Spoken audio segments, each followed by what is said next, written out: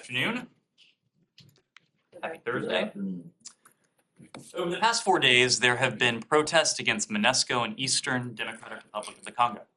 A number of these protests have turned violent, resulting in the unacceptable and tragic deaths of UN peacekeepers and UN police officers and Congolese protesters. The United States offers our condolences and deepest sympathies to the families, the friends, and colleagues of those killed, as well as to MONUSCO and to the United Nations. MONUSCO plays a critical role in fostering peace and security, protecting civilians, and facilitating delivery of humanitarian assistance. We call on the national and local authorities in the DRC to ensure the protection of MONUSCO sites and personnel, and for protesters to express their sentiments peacefully. We appreciate the government of the DRC's commitment to investigating these events and holding accountable those responsible. The United States underscores that attacks against UN personnel and facilities are contrary to international law. Freedom of expression, including peaceful protest, must be allowed, but not violence. Next, today, the Department of State published our annual investment climate statements, which describe the investment climates of more than 160 countries and economies around the world. The investment climate statements help U.S. companies make informed business decisions. They also serve as a reference for foreign governments seeking to mobilize high-quality, sustainable investments as they drive continued economic recovery from the pandemic. A welcoming investment climate can help attract high-quality, durable investments and support the global economic recovery from the COVID-19 pandemic. The reports highlight those areas in which countries have improved local investment conditions, as well as remaining barriers that may hinder opportunities for U.S. businesses. Successful global economic recovery from the pandemic must be grounded in sustainable, equitable, and inclusive growth.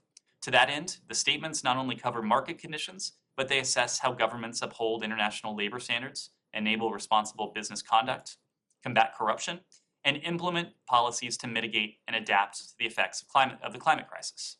The statements can be found online on our website. And finally, I am pleased today to announce that we are marking the 100th anniversary of unbroken diplomatic relations between the United States and Estonia, Latvia, and Lithuania.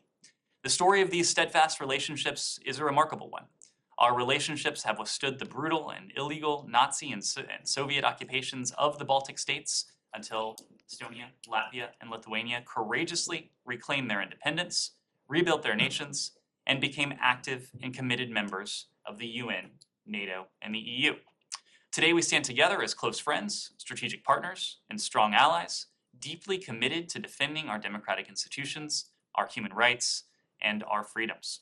The United States is proud to join with Estonia, Latvia, and Lithuania as we work together to support the democratic aspirations of their European neighbors and others around the world, and stand with the Baltic nations in support for Ukraine amid Russia's brutal invasion. Whether our countries are protecting the rule of law, sharing lessons of e-governance, or standing up for fundamental freedoms, the United States is more committed than ever to stand with you as our democracies rise to the challenge of this moment. And here's to the next 100 years. With that, Matt. Okay, thank you. Happy day after the deployment. Yes, thank you. I'm not sure if there's a word for that. Kind of Boxing Day.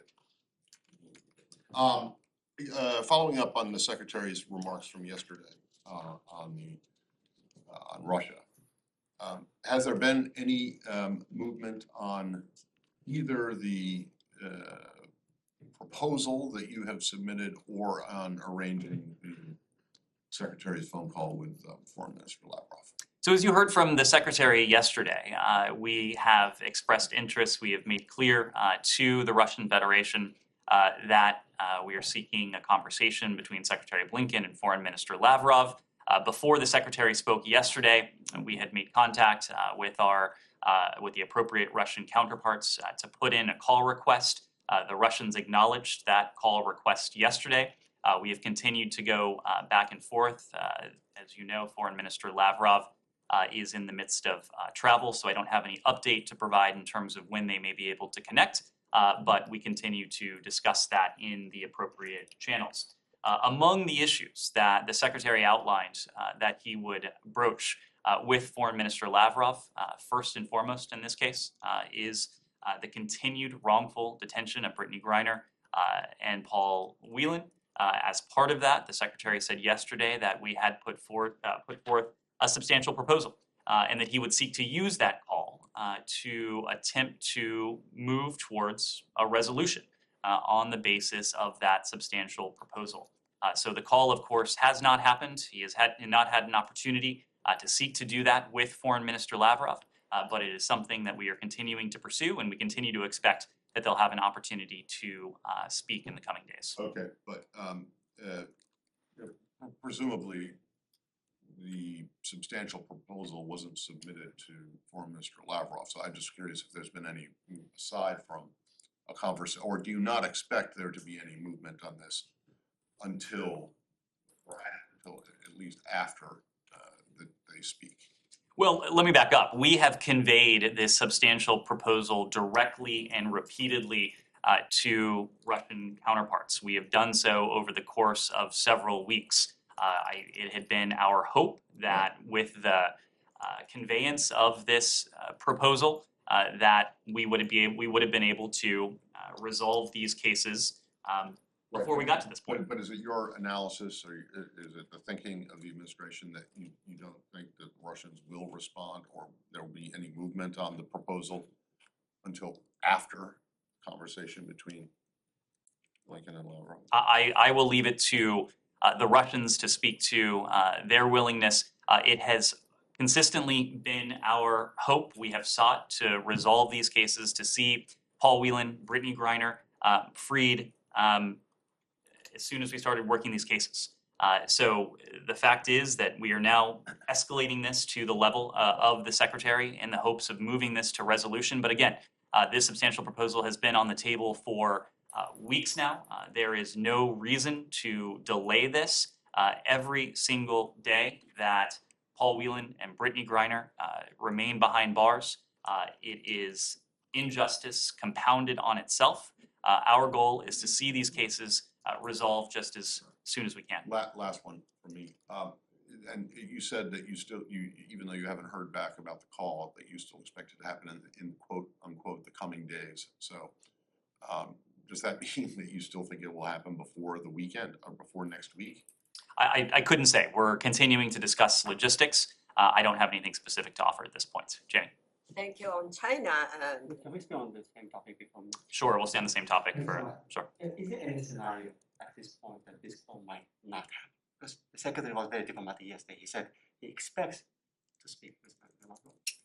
Well, we do expect to speak with Foreign Minister Lavrov. We put in a call request yesterday before you heard from the Secretary. It remains our expectation that the two will have an opportunity to speak. But again, I don't have any updates to add at this point in terms of specific timing. Thank you very much. And one more question on this one. Is there any concern that given Russia's previous behavior, the way they behave after they achieve what they want to see, that this potential call might embolden Russian actions in Ukraine, even though the secretary made it clear that it's not going to be about Ukraine in particular? Well, that's part of the reason why you heard directly from the Secretary yesterday. The Secretary felt it important to be very clear about what a call with Foreign Minister Lavrov would entail, and just as importantly in some respects, what it wouldn't entail. And so you heard directly from the Secretary that first and foremost, he wanted to convey clearly and directly, personally to Foreign Minister Lavrov, the priority we attach and have always attached to the prompt return of Brittany Griner and Paul Whelan, both of whom were held unjustly in Russia. Two, he wanted to reiterate what Foreign Minister Lavrov has heard from much of the world regarding the message about food security and more accurately, food insecurity that has been exacerbated by Russia's brutal aggression against Ukraine.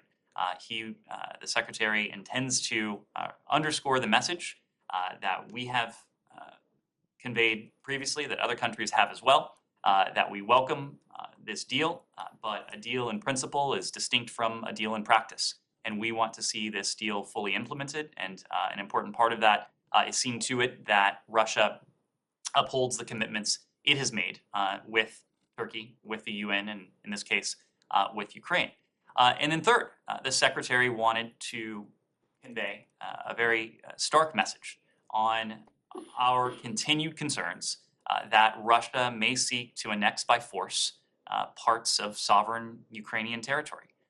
We have heard very concerning statements, including in some cases from Foreign Minister Lavrov himself. The Secretary quoted Foreign Minister Lavrov yesterday, who said just in recent days that Russia's geographic aims go well beyond the Donbass and potentially include other regions. We thought it prudent that Foreign Minister Lavrov hear directly from Secretary Blinken the message that annexation by force would be a stark violation of the UN Charter, of international law, and that it would carry with it profound costs and consequences from much of the world. That is what the Secretary expects to have an opportunity to convey. Importantly, however, you also heard from Secretary Blinken yesterday that this would not be a negotiation about Ukraine. This would not be a return to business as usual. That is for Ukraine to take up with Russia, and our Ukrainian partners have made very clear that they are ready and they are fully cognizant that Russia's aggression against Ukraine must end through dialogue and diplomacy. At the same time, we haven't seen any indications from Russia that it is presently interested in engaging in constructive dialogue and diplomacy. So we'll continue to support Ukraine until Russia is ready to engage with them diplomatically, constructively through dialogue. You heard from the Secretary yesterday about the massive levels of that support to strengthen Ukraine's hand on the battlefield, evidence of which we continue to see every day, and ultimately to strengthen Ukraine's hand at any negotiating table that emerges. Anything else on this? Yes. Sure, Shannon.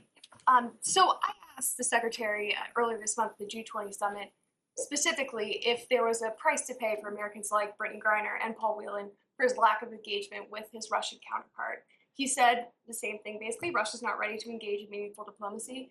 Can you tell us where that calculus shifted, and also that substantial proposal that is for the freedom of Griner and Whelan? Do you see any scenario where the U.S. completes a deal where just one of those detainees comes home? So let me make a couple points. What you heard yesterday from the Secretary, of course, that isn't something we do every day, but this is a horrifying practice that puts lives in the balance, and in cases it calls for extraordinary tactics and measures.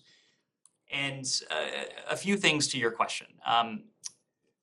The Secretary wanted to, and we wanted to convey very clearly and directly to Foreign Minister Lavrov, so there is no mistake in Moscow, the priority we attach to the prompt resolution of these cases, meaning the prompt release of Paul Whelan and Brittney Griner.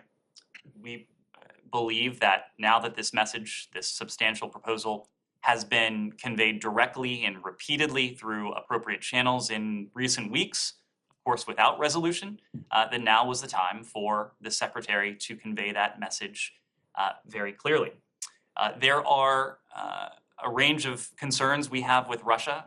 The continued wrongful detention of these two individuals is one of them, but there are other issues that are vital priorities to us and also to the international community. And I mentioned two of them already. Concerns regarding potential annexation by force, and then the fact that it remains incumbent on Moscow to uphold its commitments to the international community, but specifically in this case to Turkey, to Ukraine, and to the UN regarding the grain deal. So again, this is not an opportunity for these two foreign ministers to engage in a negotiation. This is an opportunity for Secretary Blinken to convey very clearly, very directly on these areas that are of vital interest to us. Yes? Sorry, the second part of the question? Which was? Deal or? Again, it is our priority to see both of them released as swiftly, as promptly, as could be possible. Have you heard any response to this proposal since it was presented weeks ago to Moscow? Have there been any counter proposals from the Russians? And is the U.S. prepared to add more to the proposal on the table if that's what it would take to Griner and Whelan home? Jenny, it is not our intention to negotiate in public. It's not in our interest to do so. There is one single overriding interest that we have, and that is the prompt release of Brittany Griner and Paul Whelan. We are going to be careful in everything we do and everything we say, not to run afoul of that overriding priority, not to do anything, not to say anything that might set back that ultimate cause. I'm just not going to get into the details beyond what you heard from the Secretary yesterday. We consider this to be a substantial proposal. We've conveyed it repeatedly, directly over the course of several weeks. The fact that now several weeks later, we are where we are, I think you can read into that as being a reflection of the fact that this has not moved to the extent we would like. And we want to make very clear to the Russians directly, in this case, in a conversation with Secretary Blinken, the priority we attach to this. And can I quickly follow up? Do you have any update on Mark Fogel's case and whether he'll be deemed wrongfully detained? There's nothing additional I'm in a position to offer at this stage. I addressed this issue broadly earlier this week, made a point of saying that we are providing all appropriate assistance to Americans who are detained in Russia. We continue to call on Moscow to provide regular, consistent consular access to our embassy, to Americans who are in pretrial detention, to Americans who have been sentenced in Russia. And again, there has been a discussion of this process of determining whether someone is wrongfully held. What I will say is that in all cases, we consistently review the totality of the circumstances. And without going into a particular case, I will just say that we are always looking at developments. We are always looking at those circumstances in determining whether someone may be wrongfully held. Yes. Anything else on this? Go ahead. In China, Sure. and President Biden called PRC this morning. But the Chinese Foreign Ministry spokesman announced today that China will take crucial actions while House Speaker Nancy Pelosi visit Taiwan. Do you know what a crucial actions is? When it comes to President Biden's conversation today with President Xi, the White House issued a readout just a few moments ago. I expect you or your colleagues will have an opportunity to hear more about that call from my colleagues at the White House, so I will refrain from commenting on that. Again, we have all heard the statements from the Ministry of Foreign Affairs. I suspect they too have heard our statements. It is not for us to speak to any potential travel of any member of Congress, and that includes the Speaker of the House in this case. I understand that her office has not announced or confirmed any travel. What it is for us to do, on the other hand, is to provide members of Congress, including, of course, the Speaker of the House, with relevant information and context for any potential travel. That includes security considerations, that includes geopolitical considerations, but we're just not going to detail any such conversations. The North Korean leader Kim Jong-un announced through the Korean Central News Agency yesterday that he was making full preparation to deter nuclear war. And one of the annihilation of the South Korean government and the military. He also wanted that the war would break out on the Korean Peninsula if the U.S. and Korea exercise was continued. What is your comment on it? The comments we've heard in recent hours are not categorically different from what we've heard from the DPRK regime over the course of recent months and recent years, unfortunately. We're not going to respond to them. I think it is fair to say that the DPRK also won't be surprised to hear the same message from us, and that is our commitment to the defense of the Republic of Korea and Japan, a commitment that remains ironclad. The DPRK, as we've consistently said, constitutes a threat to international peace and security in the global non-proliferation regime. We have a vital interest in deterring the DPRK, defending against its provocation or the use of force, limiting the reach of the most dangerous weapons programs, and above all, keeping the American people, our deployed forces in the region, and our allies safe from any threat to international peace and security. And to that end, we continue to consult closely with Japan, with the ROK, and with partners throughout the broader Indo-Pacific region and beyond on the threat that is posed by the DPRK's WMD Lastly, programs. how is the United States currently approaching the North Korea? Where are we now? Well, we are not, unfortunately, in a markedly different place than we have been in for quite some time. As you know, Janie, we undertook in the early part of this administration a policy review to determine the most effective approach to the DPRK. The result of that policy review was and is a policy that seeks to advance our overriding objective of the complete denuclearization of the Korean Peninsula through dialogue, through diplomacy, through concerted partnership with our treaty allies. We have been able to pursue a core element of that, the deepening our partnership with our treaty allies, in this case Japan and the ROK, both on a bilateral basis as well as on a trilateral basis.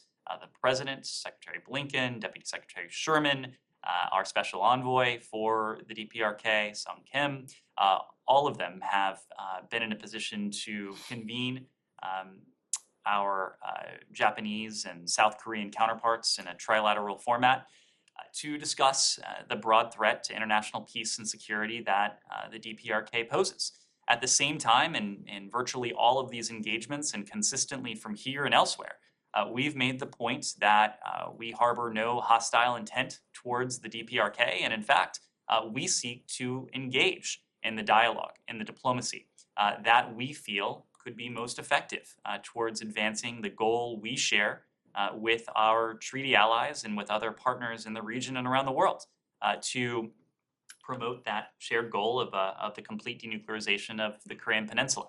Now, of course, we have not heard a substantive response or certainly any indication that the DPRK at present is seeking to take us up on that offer. But in the interim, we'll continue to coordinate closely with our treaty allies and we'll continue to impose costs and consequences should provocations continue to emanate from the DPRK. Thank you. Yes. Yes, Nate, can you talk about the Chinese Americans who are believed to be wrongfully detained by the Chinese government or who are under exit bans? Was that addressed during President Biden's call with the Chinese President Xi Jinping? And is there any progress to bring them home? Thank you. What I would say, Nike, is that in all relevant conversations with countries around the world, we raise cases of Americans who are wrongfully or arbitrarily detained or Americans who are otherwise unable to leave a particular country on their own free will. That is no exception in the case of the PRC, but it's just not something that I'm going to be in a position to detail from here. Is there a substantial proposal to the Chinese similar to the one to the Russians? What I would say is that countries around the world where this is applicable know the priority we attach to seeing to it that Americans who are arbitrarily detained or wrongfully held behind bars or otherwise prevented from leaving the country in cases of a coercive exit ban, for example, they know the priority we attach to that. They know that we are going to continue to seek to resolve these cases on a bilateral basis. I recognize the White House will be briefing on the Biden-Xi call, but just to go back to that for a second, your counterparts in the Chinese Foreign Ministry have already issued a readout on the call, and they kind of pointedly failed to use the word constructive to describe the talks, which they have used on previous occasions. I'm just wondering, previous occasions for the Biden and Xi conversations. I'm just wondering, does the State Department believe that this call was constructive in terms of a high-level engagement between the U.S. and China? And I'm just wondering if I can get your assessment of the current trajectory of U.S.-China ties. I will say just one thing. Secretary Blinken was in attendance. He was at the White House for this call. But again, I'm going to let my White House counterparts characterize this call. What I can say from our part here at the State Department, of course, Secretary Blinken just a couple of weeks ago had an opportunity to engage Director, State Counselor, and Foreign Minister Wang in Bali. We found that engagement to be constructive and to be useful on key fronts, but perhaps no front is more important than the fact of that engagement. Keeping open the lines of communication, ensuring that we are doing everything we can to ensure that the competition that defines the relationship between the United States and China, the most consequential bilateral relationship we have, does not veer from competition into conflict. So again, I'll defer to my White House colleagues, but that has been our experience, including with the most recent engagement that Secretary Blinken had with Foreign Minister Wang. Sean. Could I ask you two things in Europe, unrelated? In Greece, the top court, I believe it was yesterday, ruled effectively in favor of Iran, which has complained about the seizure of a Russian-operated oil tanker with its oil on there. Does the United States have any comment on this? And where does it go from here? Well, this case went through the Greek judicial process. We're respectful of that, but we don't have comments beyond that.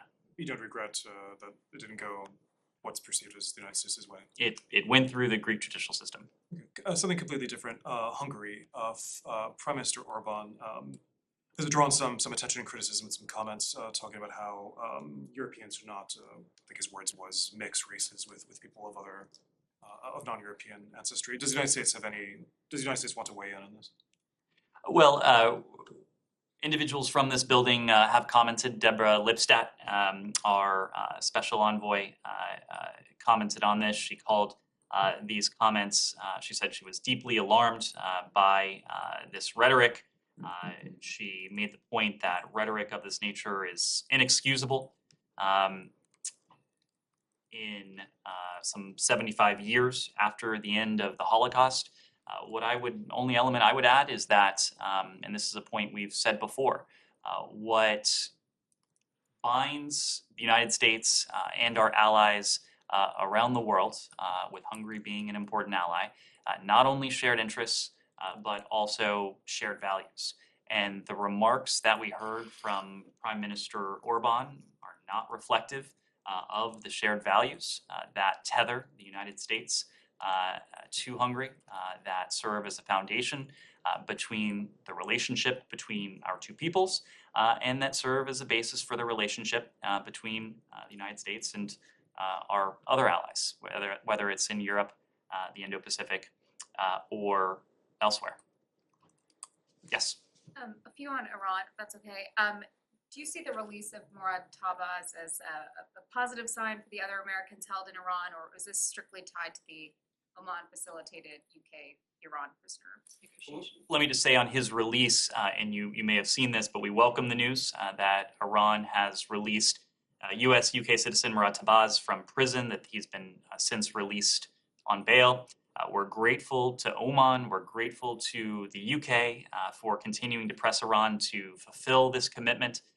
It remains one of our utmost priorities to secure the release and the safe return home of wrongfully detained Americans, and that includes Murad Tabaz. We've talked about this before, and I think Secretary Blinken alluded to it just yesterday. But the fact is that Iran is unjustly detaining innocent Americans and others and should release them immediately. Iran should also account for the fate of Bob Levinson. This is an issue that Secretary Blinken, that Special Envoy Malley, that our Special Presidential Envoy for Hostage Affairs, Roger Carstens, they regularly speak to the families of these wrongful detainees. They keep them apprised of our efforts to bring them home, of the priority we attach to this. I'm not going to speculate on what the furlough of Murad Tabaz may signal, beyond reiterating that the release of the Americans who are wrongfully detained in Iran is of utmost priority for us.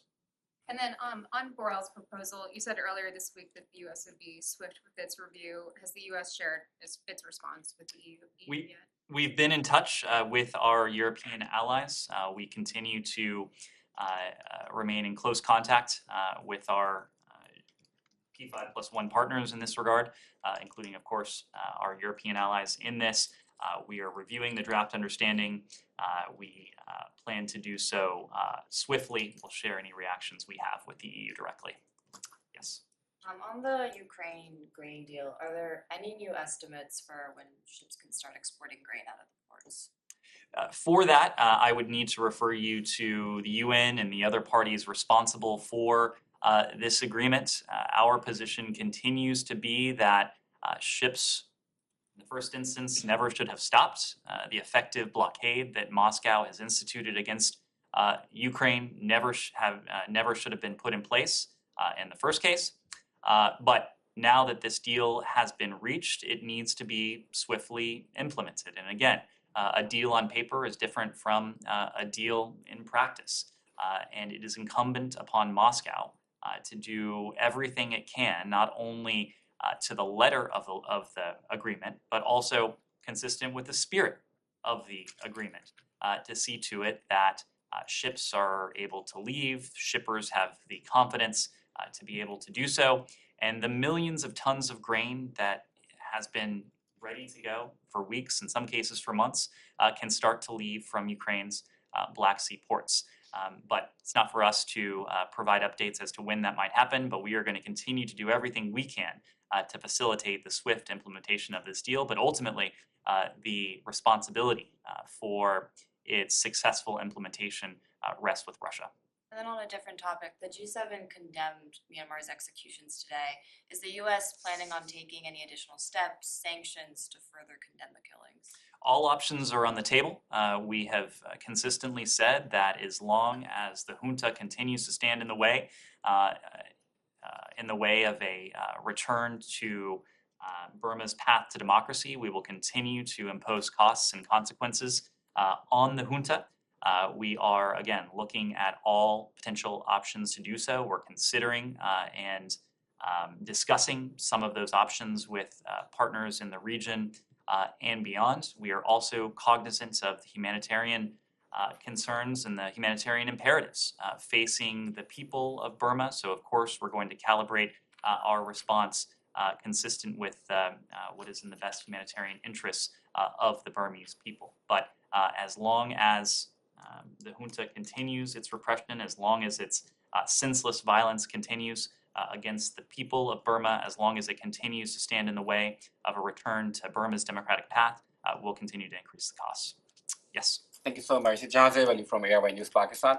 A couple of weeks ago, there were a few media reports in Pakistan claimed that close associate of Prime Minister Khan, former Prime Minister Khan, met with Assistant Secretary of State Donald Lu here in State Department and conveyed the message like to forget the past and move forward.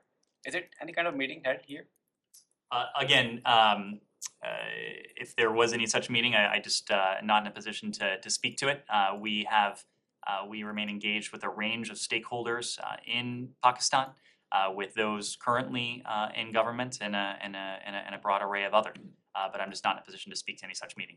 Prime Minister Khan is leading a campaign in Pakistan, and the slogan of his campaign is like, he will not be a slave of America. But with the current political wave in Pakistan supporting Khan, is US thinking to open a window to talk to him?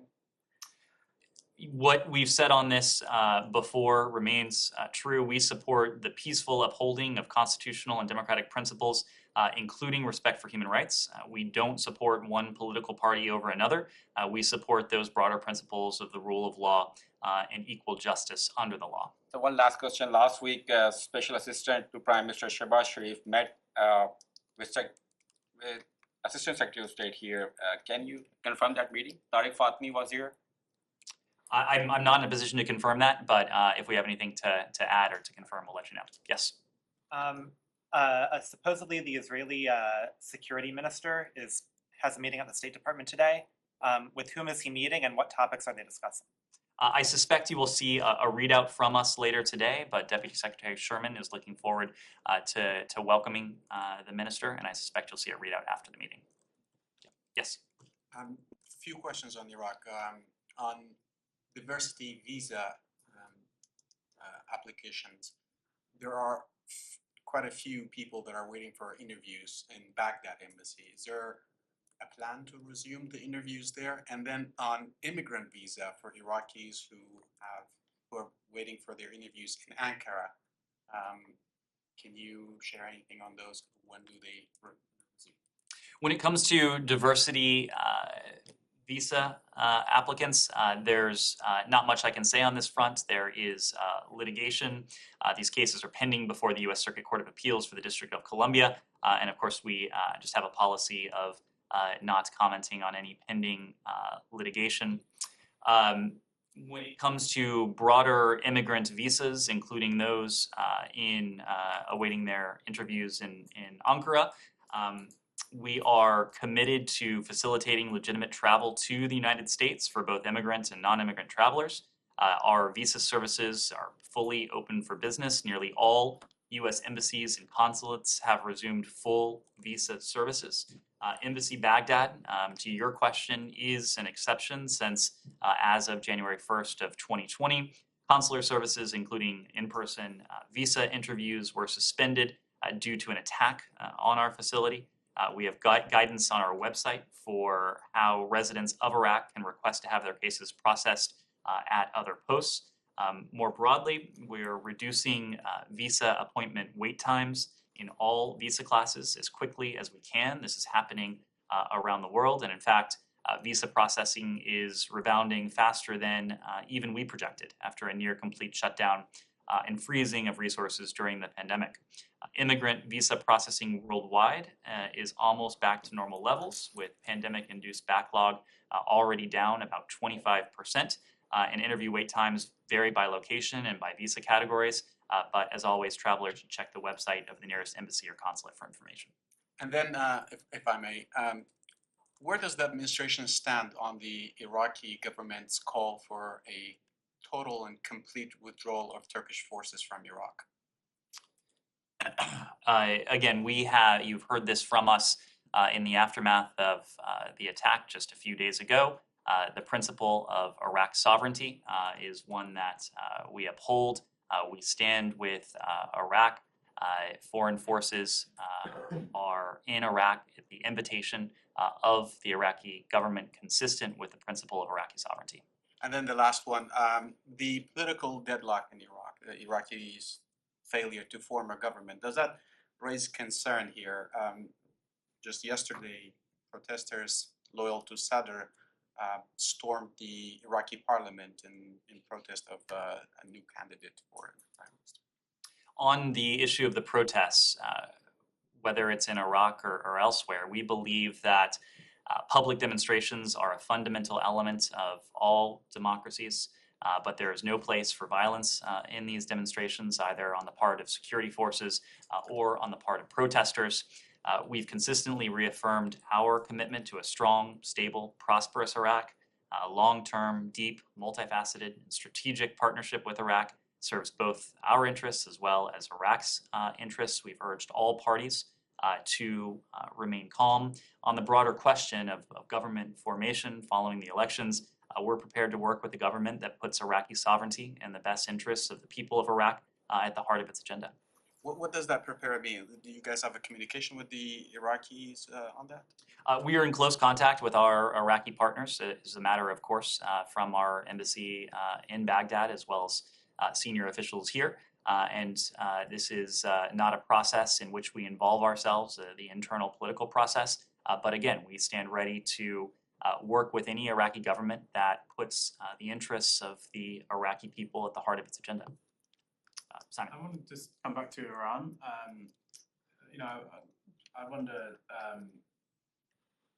based on reviewing the text that L'Oreal has come up with, do you see a likelihood of talks being resumed? How sort of positive are you that this could be like a new opening? Iran has welcomed the EU's diplomacy, but there's also the backdrop that the British spy chief was in the US last week and was basically saying he doesn't think that Iran really wants to do a deal. Where do you stand on that? So I would say a couple things. One, on the proposal that's been put forward by the EU High Commissioner. Again, we will be in touch directly, and we have been in touch directly with our European partners on this. We're reviewing that.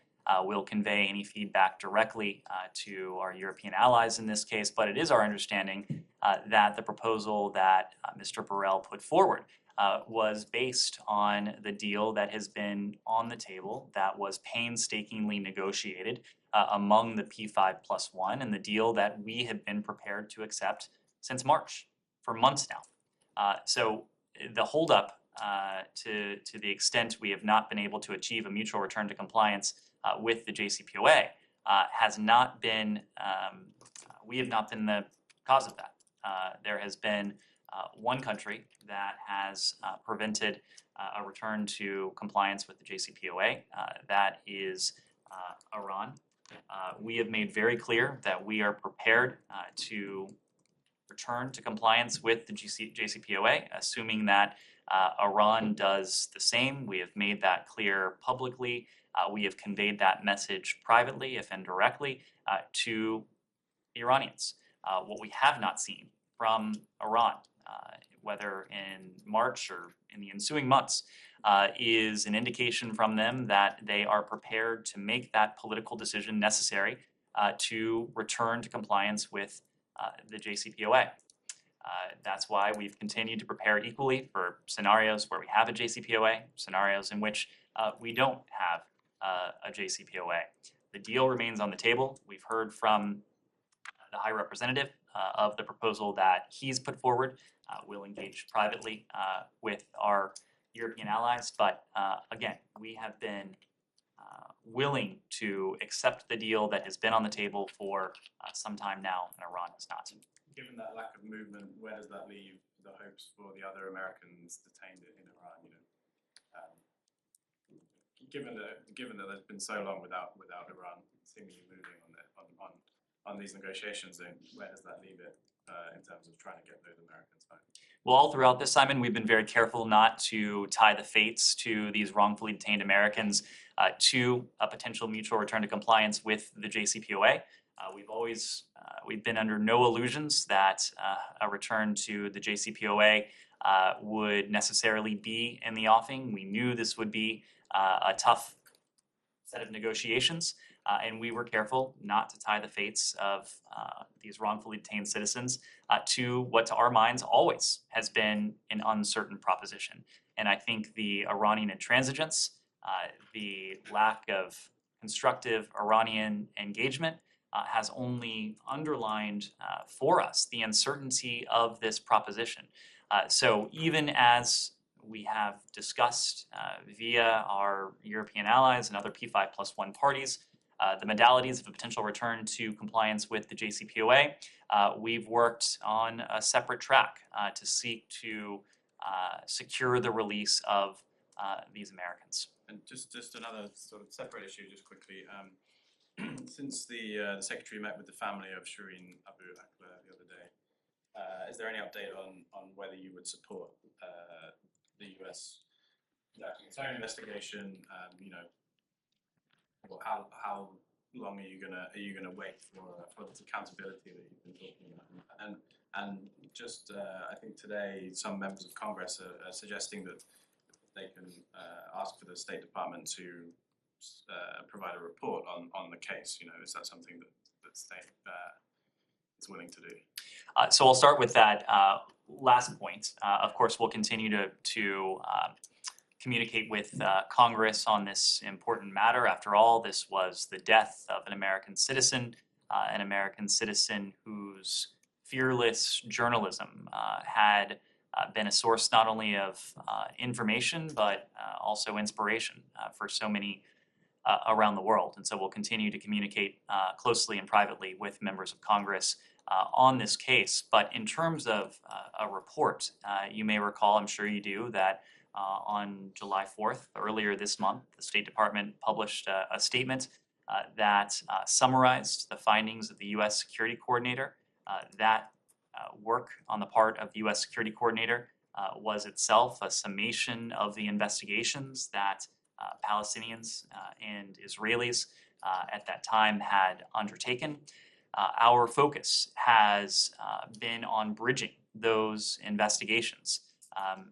We continue to believe that by bridging those investigations, as we've been able to do, at least to some extent, that it will most effectively allow this process to culminate in accountability. And that's what's important to us, that this culminates in accountability. When the Secretary met with the family of Shireen Abu Akleh earlier this week, not only did he express his heartfelt condolences to the family, but he made very clear the priority we attach to seeing accountability for her death. In this case, to seeing to it that steps are taken to put in place protections so that something like this can't happen again, or at least additional safeguards to protect against something like this from happening again. Can we stay in Israel? Israel will allow Palestinians in the West Bank to travel abroad through the Ramon, and the PA is not excited at all about this idea and demanding that Israel allow the Palestinians to build a new airport in the West Bank. What is the US view in this regard? Well, without speaking to this specifically, we would welcome all efforts that enable Israelis and Palestinians to enjoy equal measures of freedom, prosperity, and democracy. That includes all measures to facilitate increased freedom of travel for the Palestinian people. And on another topic on Israel too, Axios has reported that Israeli officials held a call with senior advisor Rothstein and White House Middle East coordinator Brett McGurk on Tuesday, and provided their updated position towards the maritime dispute with Lebanon. Per the report, the Israeli officials see a moment of opportunity to solve the dispute. What's your assessment in this regard? I'm not in a position to confirm the details of that report, but what I can say is that, as you know, Amos Hochstein was in the region, both in Israel and Lebanon, just a few weeks ago. Since then, he has remained in close contact with Israeli counterparts as well as with Lebanese counterparts. We have been able to help facilitate some progress, and that continued engagement with both parties is part of an effort to see to it that that momentum continues. And I suspect that he will remain in close touch with both governments going forward. And my last question on Lebanon, Reuters has reported that a U.S. sanctioned ship owned by the Syrian government has docked in Lebanon's Tripoli carrying grain stolen from Ukraine. Do you have any comment? I'm not in a position to comment on any particular ship or this report specifically. I saw it just shortly before I came out here, but what I can say is that we have been in a position to confirm the fact that the Russians have pilfered grain belonging to Ukraine. Tons of Ukrainian grain has made its way to the international market that has on Russian ships, grain that belongs to the people of Ukraine. So we have sought to shine a spotlight on this, to shine a spotlight on it as one of the practices that is preventing the free flow of grain to the global marketplace, to a marketplace that would enable that grain to reach the people who need it most. It is part and parcel of the broader set of Russian actions that have exacerbated the challenge of food insecurity that has led to such devastating consequences throughout the world, from sub-Saharan Africa to Latin America to parts of the Indo-Pacific as well. Final question, Alex? Oh, wait, I got one more. Okay. Back to the investment fund statement. Whoever got involved into this, thank you, because it's a very complete report. I just read reports on Azerbaijan, Armenia, and Georgia. I'm just wondering how much do they reflect the latest situation given the implications of Russian aggression in the region? And my second question, is there any reason why I cannot find Ukraine report? And there is no Russian report either, which is totally fair given the sanctions put on Ukraine. So you're right that among the 160 or so economies included in these reports, Ukraine and Russia are not featured. We weren't in a position to collect the appropriate data for Ukraine, and of course Russia's invasion of Ukraine has led to dramatic shifts in the marketplace conditions in Russia. It's no secret, you heard from the Secretary yesterday, in fact, that some 1,000 multinational companies have left the Russian marketplace. It's a very quickly evolving set of market conditions, evolving in a way that is not conducive to business or international investment. So we were not in a position to write a country report for Russia. My question on implications for the other regions like South. How much do you think current ongoing Russian war is affecting the region, and how much is it reflected in these reports? How much is reflected in this these report? Reports that were released today, because they are 2022 reports.